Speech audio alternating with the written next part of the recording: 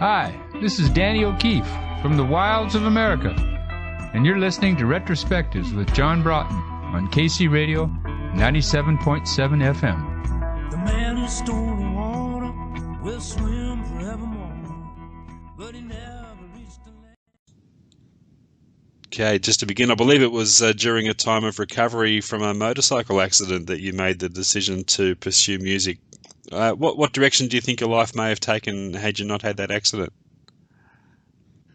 Well, I think, had I proven to have been a better motorcycle rider than I was a songwriter, I probably would have worked in the fast food industry as a delivery man for a drive-in restaurant supply house. But I don't know how long I would have been able to stand that. I might have had to have gone to school or something to have changed my life, but that's where I would have been immediately. I read somewhere that your initial audition for Atlantic Records was to Ahmet Ertegun via the telephone. Is that right? It was indeed. It was kind of a magical and amazing star-crossed event. We just happened to be in Charlie Green's office, a friend of mine who I was trying to start a band with, and we would go into Charlie's office. And Charlie managed Buffalo Springfield and Sonny and Cher and a bunch of different acts, along with his partner Brian Stone. And Charlie was kind of fun to hang out with, kind of a wild guy. And we'd go there at the end of the day and hang out with him. And one evening we were just sitting there, and I'd been playing him songs, and he just got a wild idea and called up Ahmet and said, "Ahmet, I want you to hear this kid play." And he held the phone up, and I played Good Time Charlie and steel guitar into the phone, and I knew who Ahmet was, but I had never really seen him before. Mm-hmm. And he came the next day and listened to us, and he kind of thought we were a band, which we had members of a band, but we had never played together. And he signed us, but the group never happened. And a month or so later, I called him back, and he and I worked out the details and went to Muscle Shoals, Alabama, and made a record. That's an amazing story. Was it unsettling for you as a young hopeful to have to audition in that way? No, it's normal. It's when you're young. I mean, we'd been doing that anyway. We'd go around to record companies, and I'd take my guitar, and the other guy, Don, would sing a harmony. And, we were just trying to interest anybody who would, take a wild fling on us. And, we didn't want much. We wanted, enough money to get equipment and a van to tour and enough money to make a record in the studio. It's pretty simple in those days. Yeah. Of course, the song most people identify with you is Good Time Charlie's Got the Blues. What do you recall of the writing of that song, and could you at any stage envisage the life that the song has had? It's one of those kinds of songs. A lot of the simpler and the better songs are written very quickly. They just kind of sort of burst through you, and I can actually visualize where I was, the house I was in.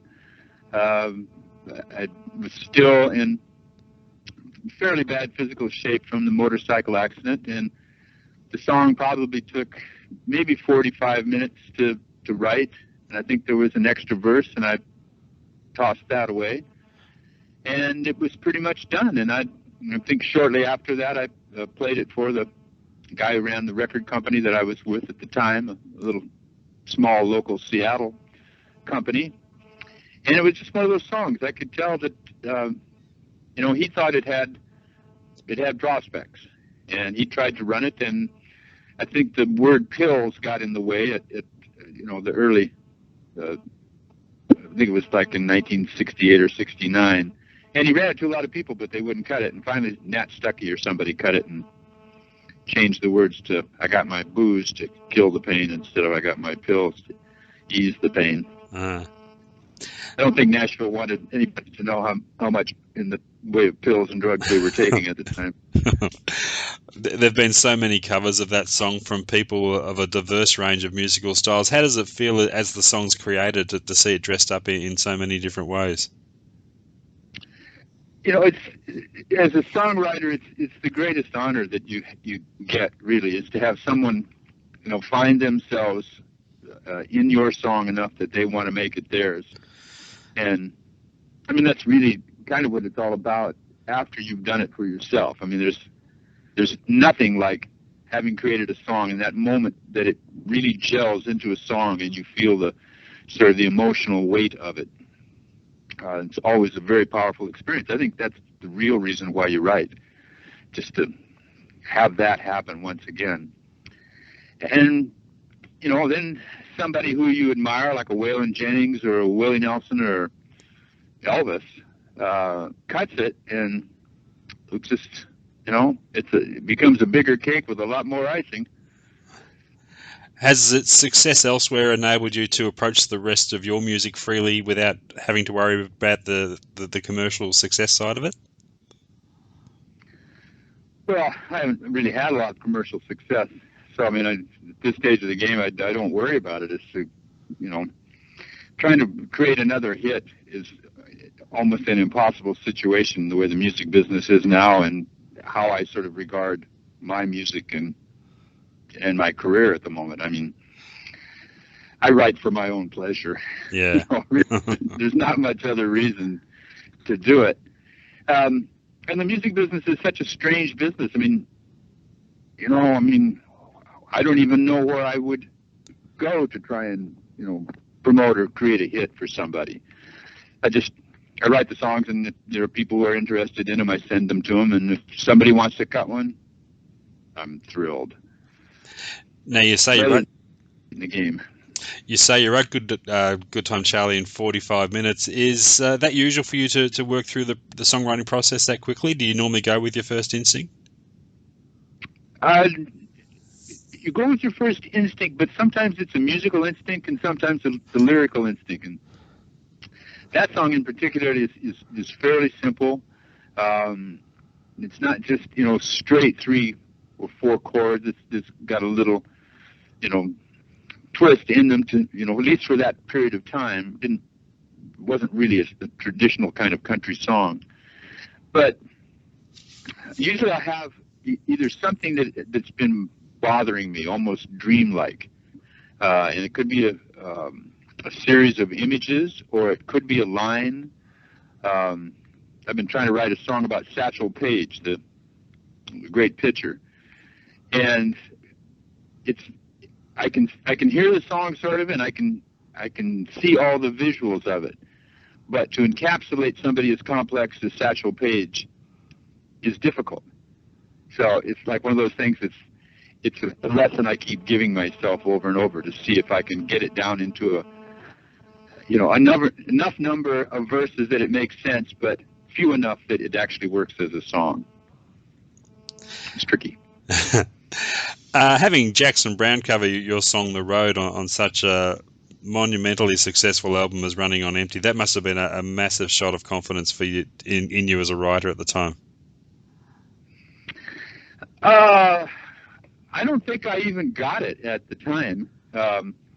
Jackson was trying to make a record that initially had titled "The Road and the Sky," and he had obviously a song called "Late for the Sky," but he didn't have a song called "The Road." And I'd known him, several years at that point.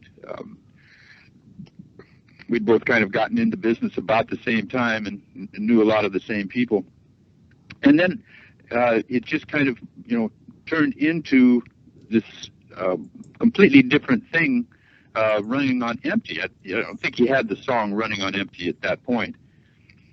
And originally, the concept, as I understood it, was that, they would record in the motel rooms and on the bus, which they actually did.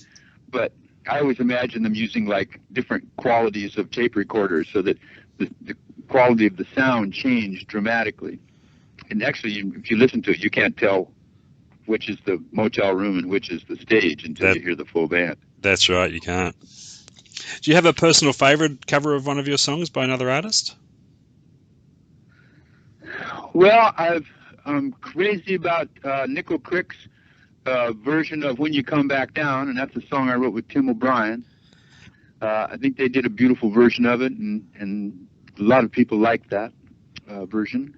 I love Waylon Jennings' version of Good Time Charlie's Got the Blues, just because Waylon did it his style, and it just had that kind of directness that Waylon brought to his music. Yeah. I loved hearing Cab Calloway sing it, just because I love who Cab Calloway was as an artist, and he was a little different artist, obviously, as an older man, but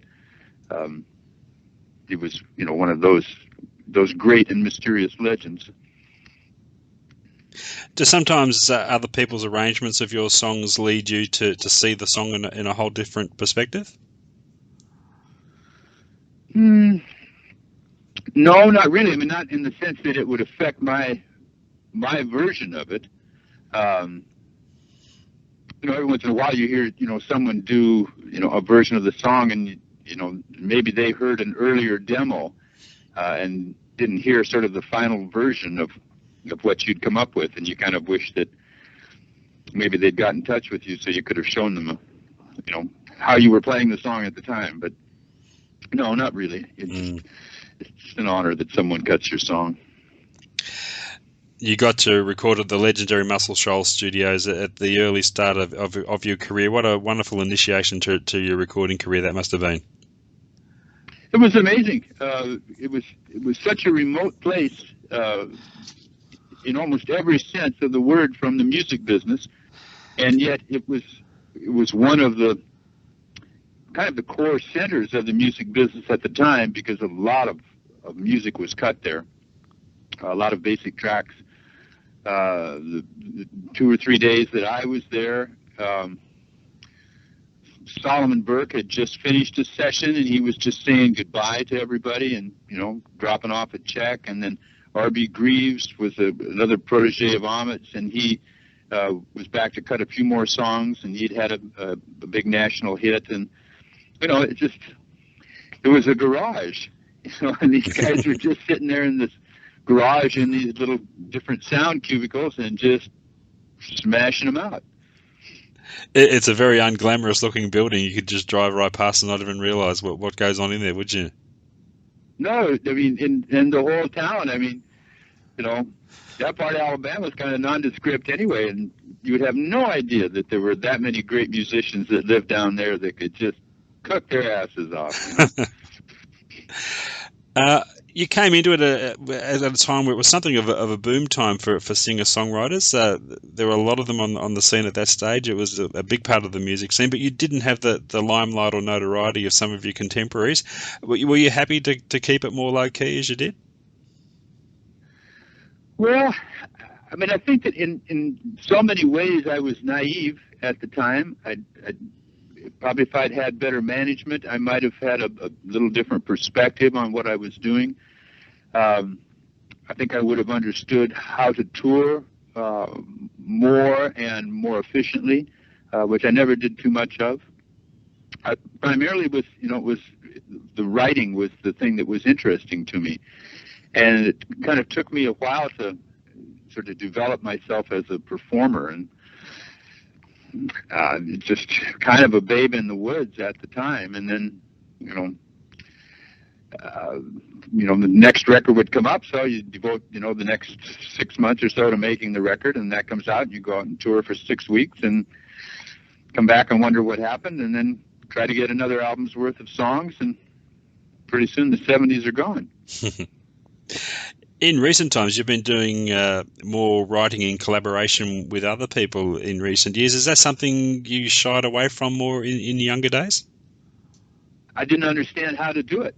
Yeah. That was a confusing process to me at the time. And one of the things that kind of helped to teach me how to do it was I had some friends in the area here, in the Northwest area, who worked in advertising. And I wrote a couple ads for them, and it kind of taught me the discipline of just listening to a piece of music over and over and over again until, the words kind of came, or if somebody gave you, the line that they wanted to use, how you, began to sculpt it into a piece of music.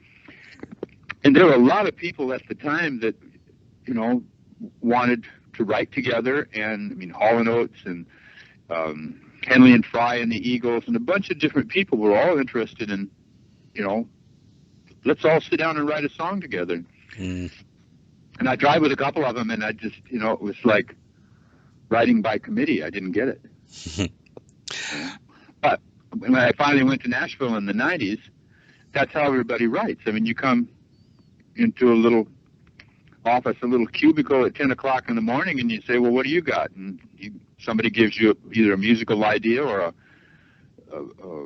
hook line for a song or something, and off you go. And by noon, you've got a song roughed out, and by 2 or 3 in the afternoon, you got a demo, and next day you do the same thing over and over again. So it's more like a 9-to-5 day job kind of thing. It is kind of, but it's the constriction of the situation, the discipline of the situation that kind of forces you to be creative. And in a sense, that's what you're doing on stage as well.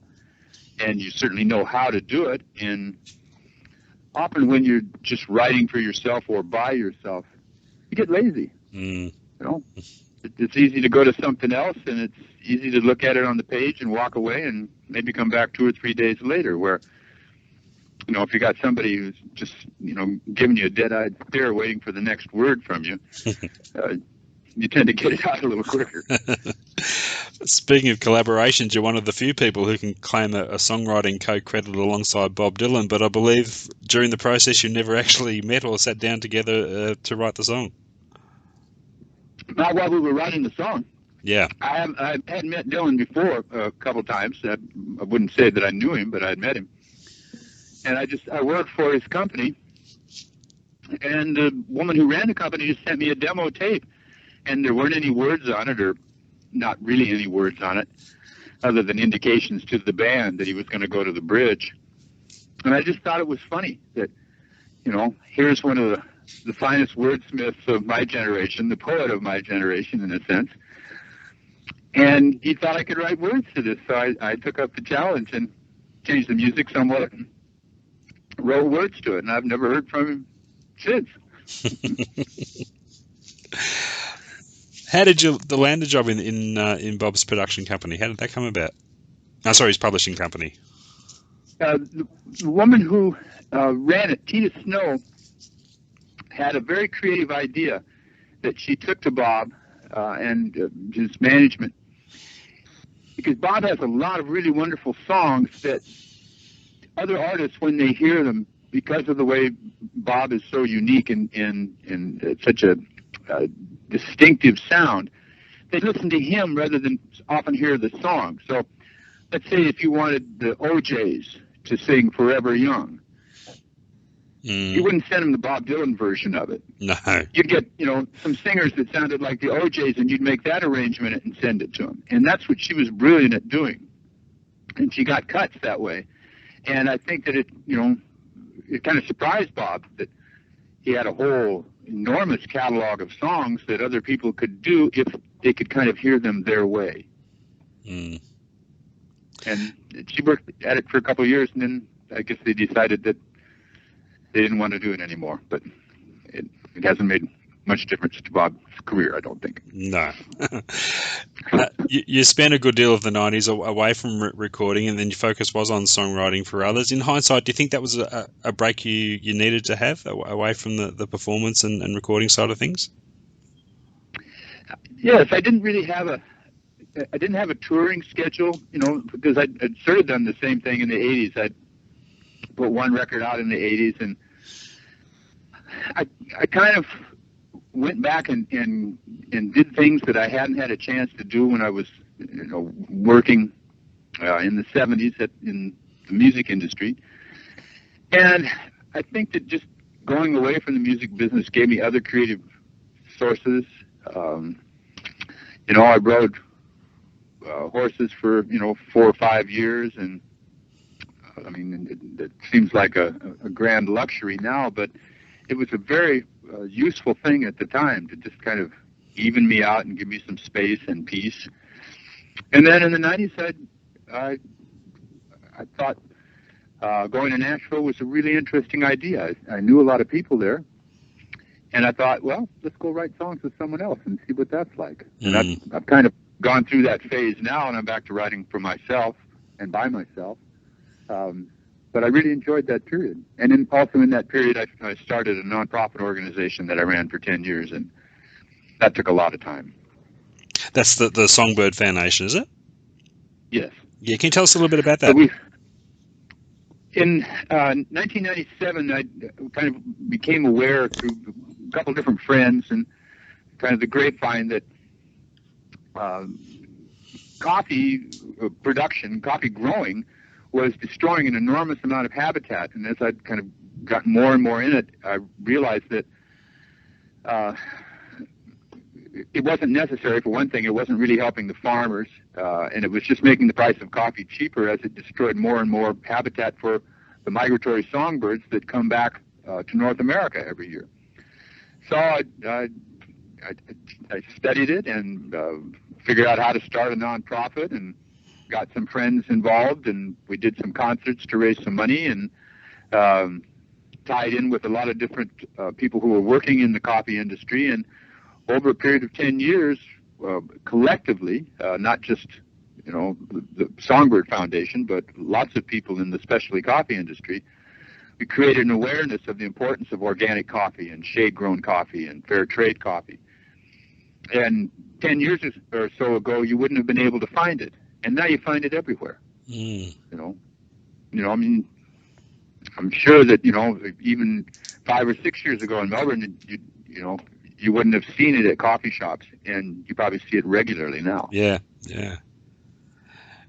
So, I mean, that's what we wanted to do, was knowing that because it was the second largest traded commodity in the world, if we could change the buyer's focus and awareness, we could drive the industry with the buyer's choice, and largely we were able to do that.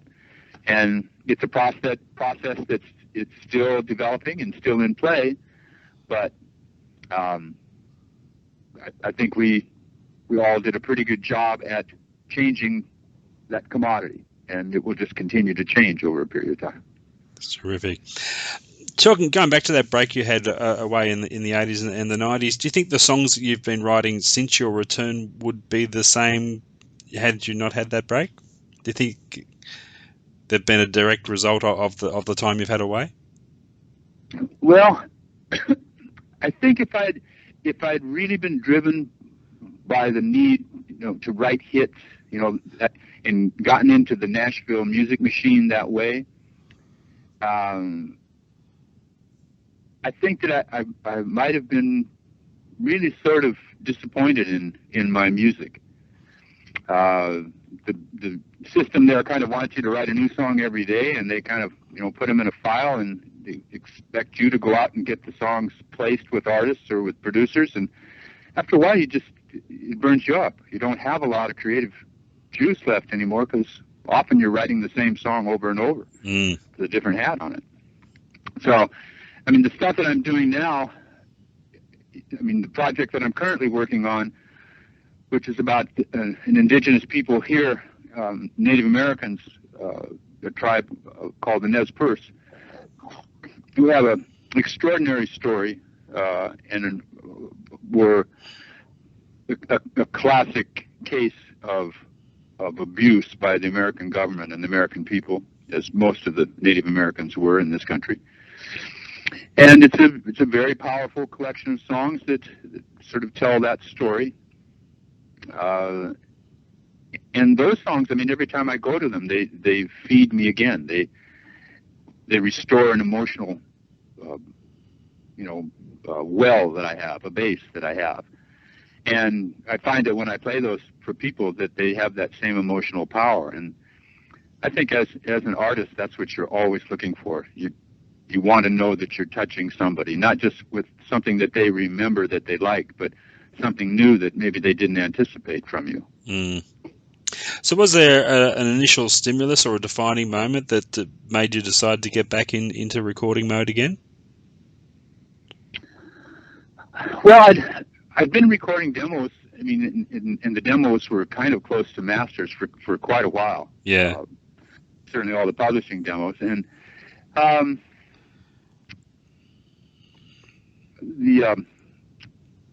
friend of mine in Nashville, John Besner, who is a really great writer, was married to Kathy Mattea, and he kind of pushed me in 2002, and just said, you have all these songs. You just, you can come and record them in my basement, and I got a good engineer, and that's basically what we did.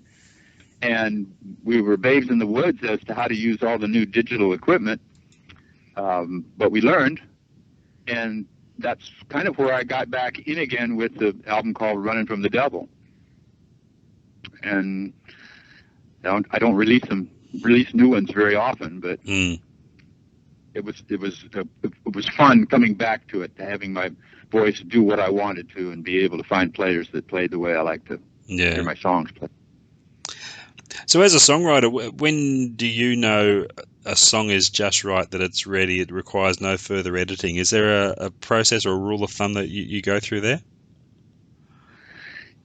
Visually on the page, when you're looking at it, one of the things I've learned as a writer is to see how much you can take away to create more meaning, as opposed to trying to, have every little word in there, catch a part of the rhythm, and figure out how you can sing it more effectively. But usually what happens, when the song tells you when it's done, when it has a certain kind of emotional quality. And that isn't necessarily that it brings a tear to your eye, but from past experience that song is moving you. Not necessarily in exactly the way you intended. It may move you in a completely different way. You may start out to write a song that you think has kind of a funny country-style hook line, and that hook line will turn on you, and you'll realize that there's something much deeper in there that you were really trying to say.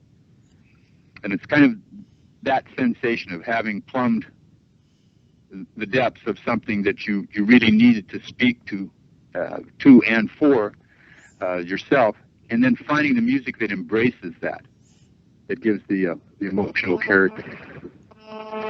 You usually know when you get those. Yeah. Because you keep playing them and you can't change them, and that's, you can't change them, they're done. Dan, thank you so much for your time. It's been an absolute pleasure catching up with you today. It was a pleasure with you, John. I hope to see you in Oz one of these days. Yeah, it was. You created a lot of excitement when we had you down here a few years ago. We hope it's not too long before we see you here again. Well, I hope somebody will invite me back. I had a wonderful time in Australia, and I love the people there. I'm sure an invite will be on its way very soon. That'd be great. And what sort of time frame are you looking at for that project you're working on at the moment?